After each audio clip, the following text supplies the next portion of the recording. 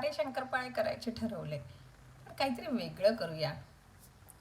बघा, बाकी तर रेसिपी तुम्हाला माहितीच आहे. त्या शंकरपाळ्याच्या पातीचं असं फूल बनवायचं ठरवलं. बघितलं ना? अगदी नीट बघा हा.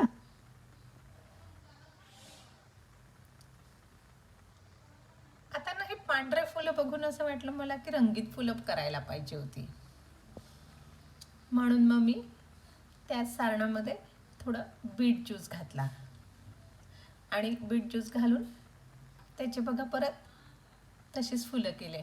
छान गुलाबी रंगाची रंगीत फुलं तयार झाली. तुम्ही पण करून बघा, मस्त दिसतात आणि लागतात पण छान. थोडा वेळ जातो, पण काहीतरी क्रिएटिव्ह.